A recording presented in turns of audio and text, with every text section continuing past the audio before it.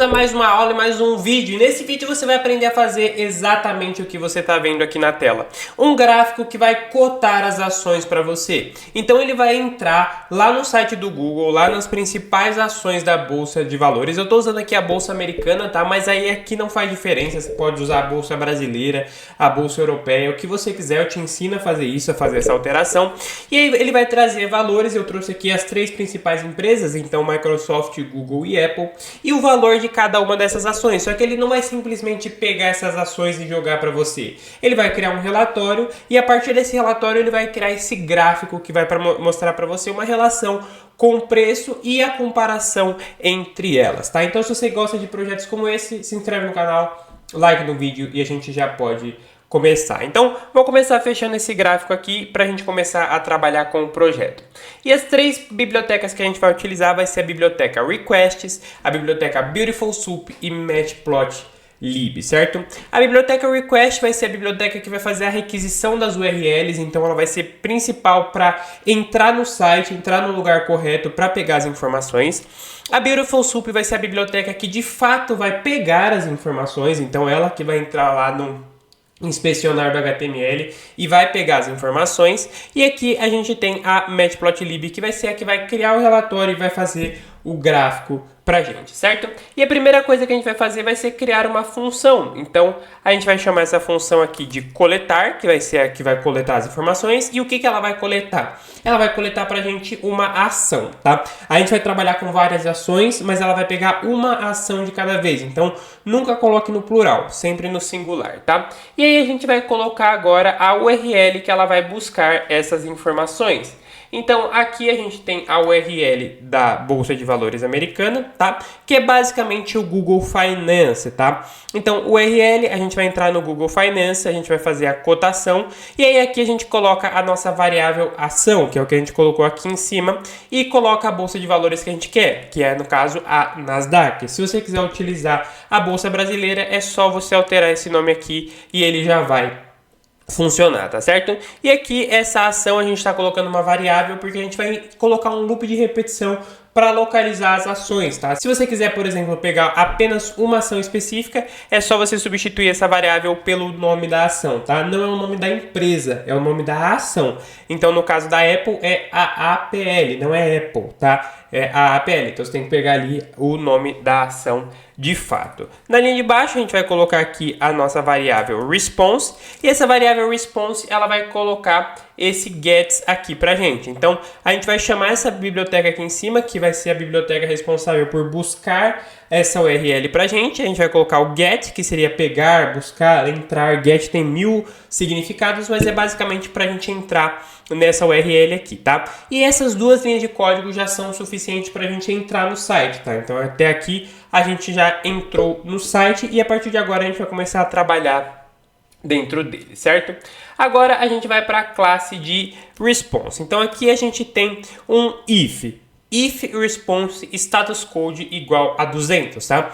Quando a gente fala de desenvolvimento web, quando a gente fala de entrar em sites, o código 200 significa que deu tudo certo. Então, se você entrou no site, o site está rodando, está tudo certo, ele vai gerar o código 200 para a gente. Se você tentar entrar num site que ele não existe, por exemplo, ele vai te dar o código 404, que é o 404 not found. Então, quando dá tudo certo, a gente tem aqui o 200. Então, se a resposta do status code for igual a 200, significa que a gente entrou no site sem nenhum problema, certo? E aí a gente já vai colocar um else aqui embaixo, caso a gente tenha algum problema para entrar nesse site. Então, o else vai ficar ligado com o if aqui e a gente vai colocar aqui um file em acessar a cotação da ação e aí a gente coloca a variável porque ele vai tentar ação por ação. Então, se por algum motivo ele conseguiu a primeira, conseguiu a segunda e não conseguiu a terceira, isso não vai quebrar o código, tá? Ele vai trazer as duas primeiras que deu tudo certo e a última ele vai notificar o erro e dizer o porquê que não deu certo, tá? Nessa segunda linha aqui a gente começa a trabalhar com a Beautiful Soup. Aqui a gente está de fato explorando o código HTML lá do Google para a gente conseguir pegar esses valores, tá? Então a gente tem um elemento aqui soup find e ele vai buscar essa div class específica aqui. Se você está com dificuldade de achar essa informação, é só você vir aqui no nosso link, segura o Ctrl, dá o clique com o botão esquerdo do mouse, ele vai abrir o link aqui para você. Nesse caso aqui, ele vai ter esse pequeno erro por causa do código. Então, a gente tem aqui, e eu vou colocar, por exemplo, as ações da Apple para a gente ter um parâmetro. Esse erro ele deu, como eu disse, por causa disso aqui, tá? Dessa variável ação aqui. Só que como a gente está aqui na ação da Apple, a gente tem aqui $200. E aí, para você saber aquele código, vem aqui, botão direito, inspecionar, coloca nesse mouse aqui e vem aqui em cima. E aí ele vai te dar esse div e aí ele tem esse código que começa com YM. Esse código é o código que você vai utilizar, tá? Então é o código que a gente colocou aqui dentro. Não faz diferença a ação, tá? Parece que esse aqui é a div class da Apple, mas não é. Essa div class é referente ao valor da ação. Então, independente da empresa que você coloque, independente da bolsa que você coloque, o código será esse, porque é o código responsável por mostrar a ação lá no Google pra gente. Então, é só você copiar isso aqui e ele já vai funcionar, tá? Vale ressaltar, é YML, tá? Isso aqui é um L minúsculo, não é um número 1, por exemplo. Então, você copia esse código, pode pegar aqui da minha tela mesmo, tá? Não precisa entrar lá. Se você quiser entrar para testar, para aprender, uma boa. Mas se você quiser copiar aqui também não tem problema, tá?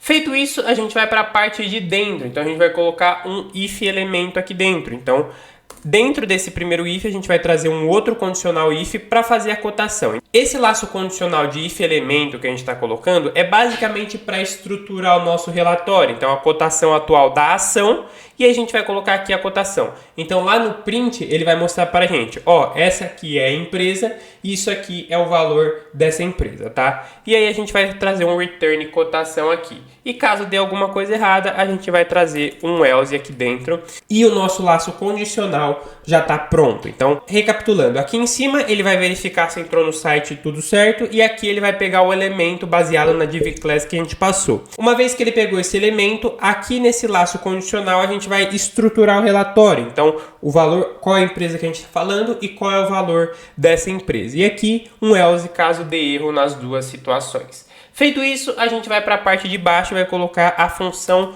main, que seria a função principal. E aqui a gente vai passar as ações que a gente deseja coletar, tá certo? Aqui eu já estou trazendo as ações prontas. Então, ações da Apple e o código AAPL, ações do Google e aqui o código dele, ações da Microsoft e o código da empresa também. Se você quiser fazer um sistema de input para ele perguntar qual ação você quer cotar, você faz o preenchimento e aí depois ele busca o relatório a partir disso, você pode, tá? Você vai precisar de dois inputs. O input para passar o nome da empresa e o input de código, tá? E aí, a partir disso, você transforma nas ações e aí você vai alterando as variáveis aqui em cima. É relativamente simples, tá? Mas eu decidi trazer isso aqui pronto para a gente explicar um passo a passo e aí na próxima aula eu posso trazer esse input para a gente, certo?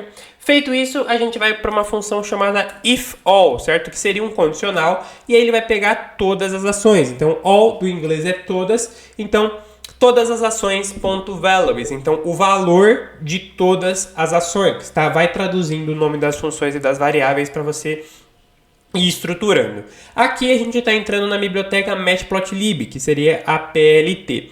PLT Figure é basicamente a gente trazendo Fig Size. Então, Fig Size em tradução seria o tamanho da figura. Então, vai ser um 10×6 aqui, não muito grande, não muito pequeno, e a gente consegue visualizar legal. Depois disso, a gente vai para o PLT Bar, tá?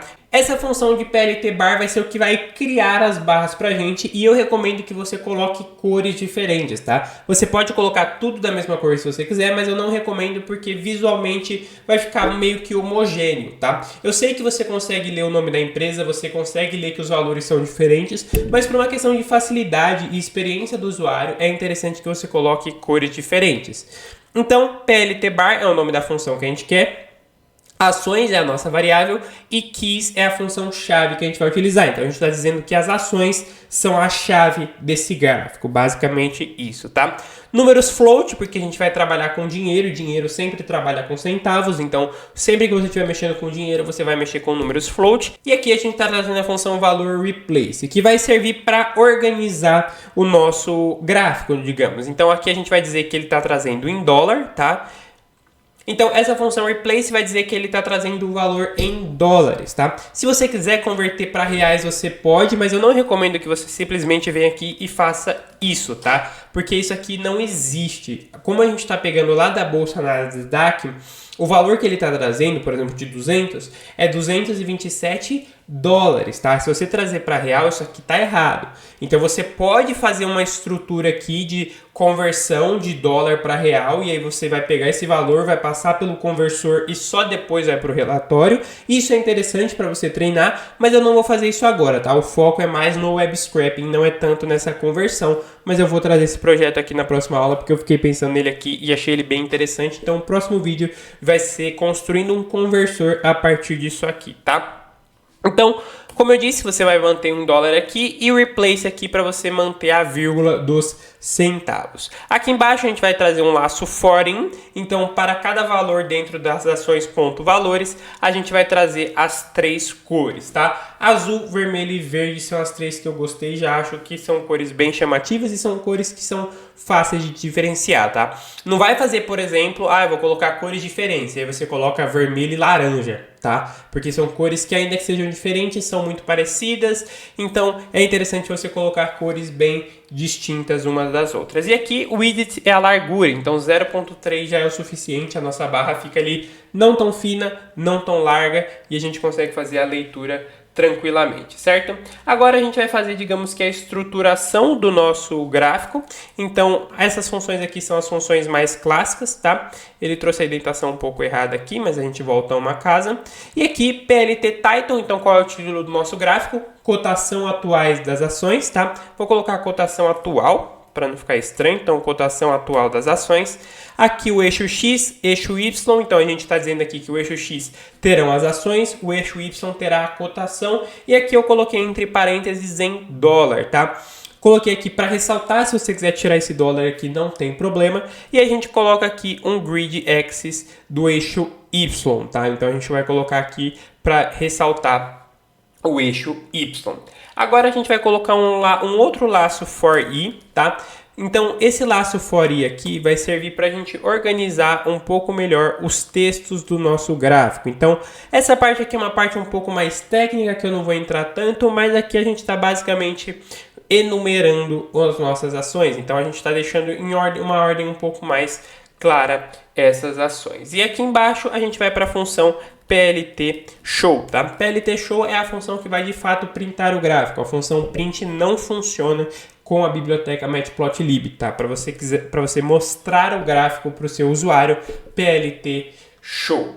Feito isso, a gente vai colocar um último else aqui embaixo, baseado no nosso primeiro if.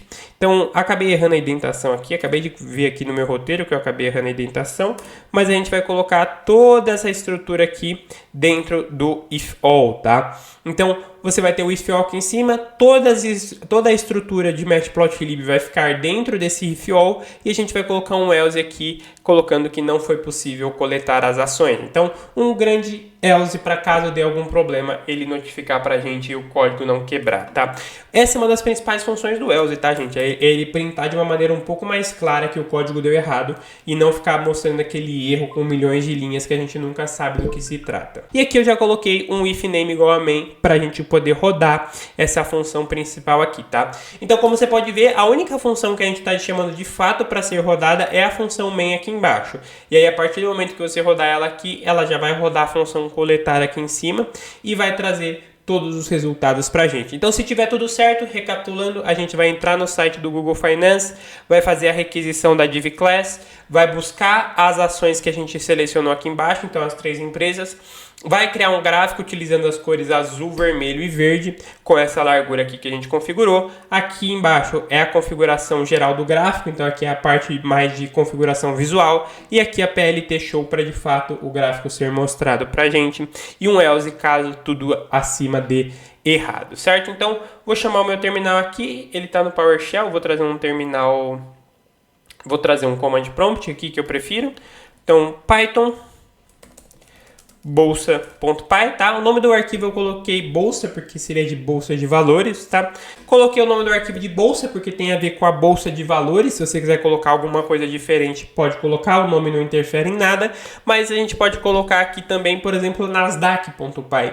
E aí, quando você for fazer um trabalho com a Bolsa Brasileira, por exemplo, você coloca o nome da Bolsa Brasileira.py para ficar mais fácil de você identificar depois, certo? Python, bolsa.py, a gente vai rodar isso aqui e se tiver tudo certo, certo? Ele vai trazer o relatório pra gente, como ele tá fazendo, e ele vai trazer o gráfico, tá? O gráfico veio aqui na minha segunda tela, mas eu trago aqui para a tela principal, e ele trouxe aqui pra gente a cotação em dólar, e aqui ele trouxe o nome das empresas, tá? Ele já trouxe toda a questão das linhas, então valor por valor, tá? Ele trouxe aqui valores meio que padrões, então você pode ver que aqui a Apple é 227, 166 e 424, mas ele traz aqui desde o zero, tá? Então ele está trazendo de 50 e 50, 0, 50, 100, 150, 200, isso aqui é em dólares, tá? Vale ressaltar que isso aqui também está em dólar, então é baseado nos valores. Isso aqui tecnicamente não está em dólar, tá? É de 0 a 400 e aí o dólar está mais ligado no valor aqui em si. Ele foca mais nos números, independente se é dinheiro ou não. Mas a gente já tem toda a comparação aqui, então a Apple está valendo aqui 2, aqui 166 e aqui 424, tá? Então esse projeto eu estou gravando ele agora às 11h20. Se eu rodar esse projeto de novo amanhã, por exemplo, esse gráfico muito provavelmente vai estar diferente, porque os valores das ações elas mudam bastante, tá? Obviamente não é uma oscilação gigantesca, tá? Nunca vai acontecer da Apple sair de $200 para $10, isso é muito difícil de acontecer, quase impossível, mas aqui ele vai ter sempre uma oscilação de alguns dólares, talvez alguns centavos, tá? Quando eu digo alguns dólares, eu digo 2, 3, 5 dólares, tá? Isso é super comum, mas no geral não vai fugir muito disso. Ele não fica rodando infinitamente, tá? Trazendo os valores para você todo segundo, porque isso não faz tanto sentido, porque ainda que esses valores se alterem, eles demoram muito para se alterar de maneira relevante. Então é interessante você rodar isso aqui de tempos em tempos, com períodos longos de horas entre o código para você ir acompanhando as cotações, e você pode salvar esses valores em algum lugar para você ir acompanhando a oscilação ao longo dos dias, ao longo dos meses, se você se interessar, tá? E como eu disse, aqui nessa estrutura de print que a gente colocou aqui em cima, essa é a estrutura que a gente trouxe aqui embaixo. Então, cotação atual da ação, a gente pode trazer aqui também, tá? Se você quiser fazer aquele sistema de input de empresas, eu colocaria aqui cotação atual da empresa, tá? E aí depois a gente traz o valor da ação normalmente, mas com o texto com o nome da empresa, tá certo? Então, por esse vídeo é só isso, eu fico por aqui. No próximo vídeo eu vou trazer aquela ideia de projeto que eu tive ao longo desse código, de trazer um conversor. Então a gente vai trazer um conversor de dólar para real, tá? A gente vai colocar um sistema parecido para entrar no Google, fazer a conversão lá, pegar a cotação atual do Google, fazer a conversão e trazer dois gráficos para gente. O gráfico com os valores, no caso, em dólar, e o gráfico com os valores em real, para a gente ter uma noção de comparação, tá certo? Então por essa aula só isso, fico por aqui e até o próximo vídeo. E se você quer se tornar um especialista em Python, você precisa conhecer o Python Pro. É um treinamento completo, o link dele está aqui na descrição, onde eu te levo do começo até o mais avançado dentro da programação em Python, com as especializações. Então você não aprende só isso aqui, mas você aprende desenvolvimento web, automações, ciência de dados, tudo que você precisa saber para dominar o Python. Então se você se interessa, confere o link aqui na descrição também e até a próxima aula.